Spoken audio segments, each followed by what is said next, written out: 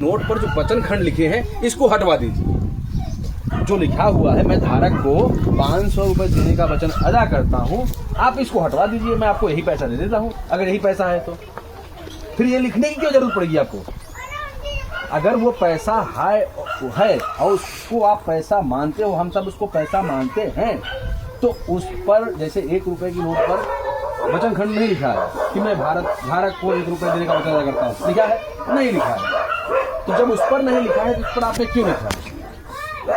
आप इस पर लिख दीजिए, ये भी रुपया है भाई, गवर्नर साइन कर दे, हम मान लेंगे। वचन वहाँ खाली वो हटा दे कि मैं धारक को 500 रुपए देने का वचन अदा करता हूँ, वो खाली वो हटा दे, हम मान लेंगे हाँ पैसा है ये आपके लिखने से कहीं ना कहीं मेरे मन में शंका पैदा होती है कि ये पैसा नहीं है। समझिए बात को, मेरे मन में क्या शंका हुई आपके लिखने से। नहीं लिखते तो मुझे शंका नहीं होती। अब आपने लिख दिया है तो उसमें साइन है गवर्नर का।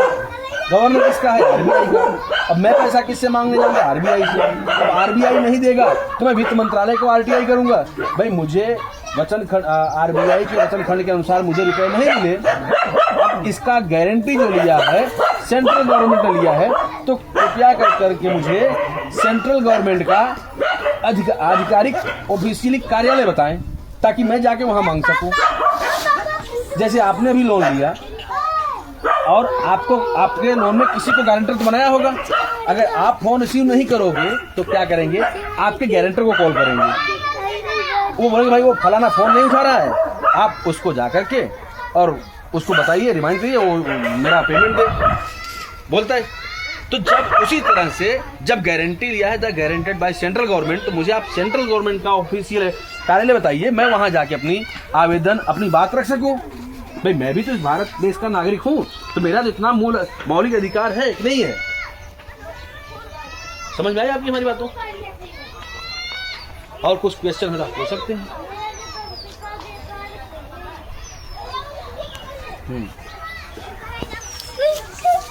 वो छोड़ दो, मैं क्या बोल रहा हूँ, वो सब बातों को छोड़ दो। हमें किसी एक्ट पर जाना ही नहीं है।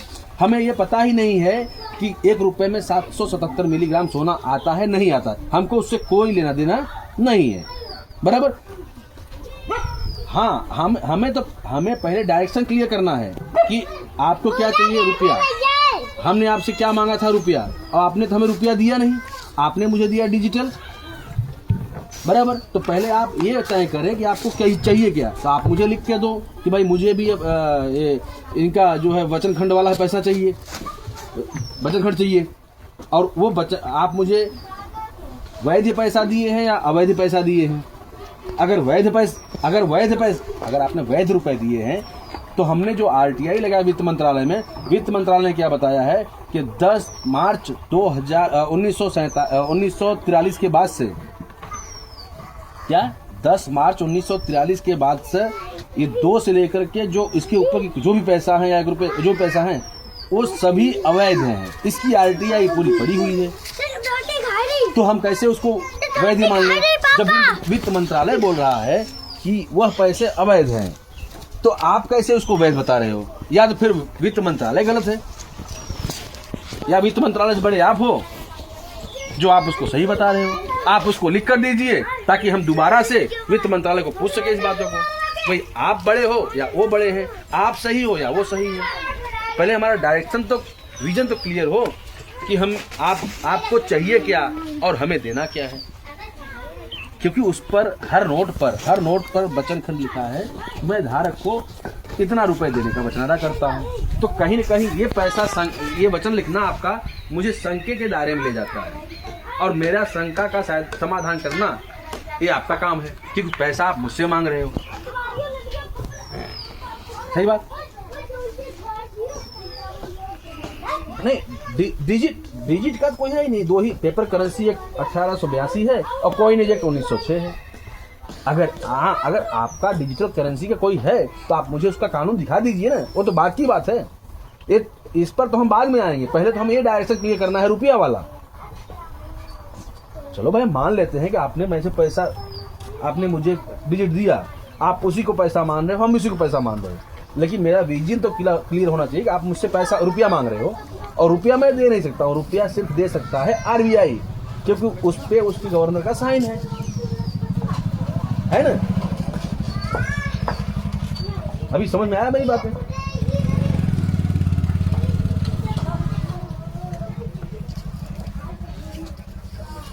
हाँ हाँ, वो वचन पूरा करो पहले आप। और उसमें क्या, जैसे आप ग्रुप में डाला होगा, देखा आपने देखा होगा जो 500 जो फार्म आता है ना, तो पहले आपका जो बैंक है उस पर आप वो 500 रुपये ले करके, जैसे आप बैंक में मत जाओ, अगर आपको ऐसा लगता है तो फार्म भर के 500 रुपये लगा के पहले उसका जेरोक्स निकाल लो, बराबर। जेरोक्स में भी 500 नोट रख देना आगे पीछे करके, फिर वो निकाल के कलर जेरोक्स अपने पास रख लो, और बाकी को उसको स्पीड पोस्ट कर दो अपने बैंक में। देखो फिर क्या जवाब आता है। फिर वहाँ से जब आपको संतुष्ट जवाब ना मिले, फिर आप RBI में उसी को भेजो। वहाँ से आपको संतुष्ट जवाब ना मिले, फिर आप वित्त मंत्रालय में भेजो। समझे बात?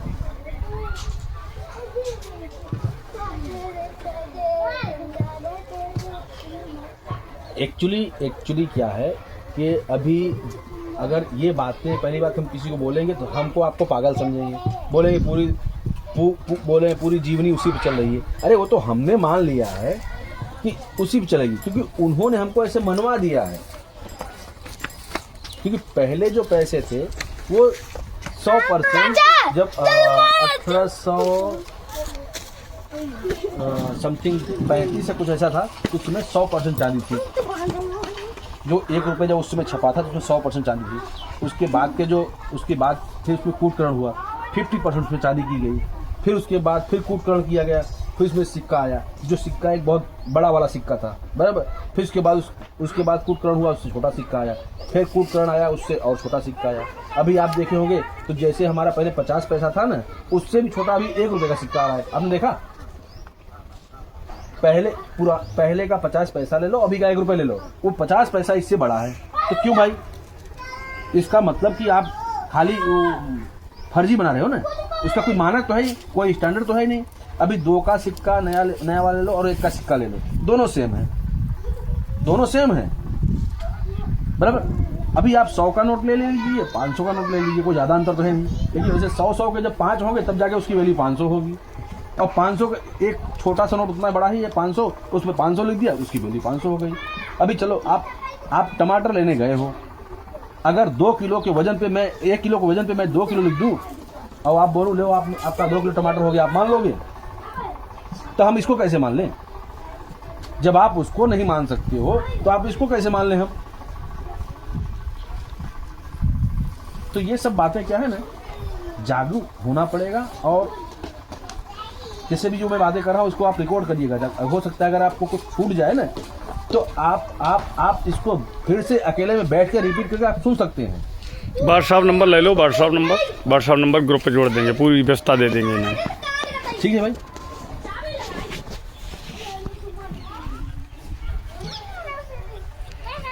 बैंक वाले हैं मित्र। अच्छा, चलिए। हाँ।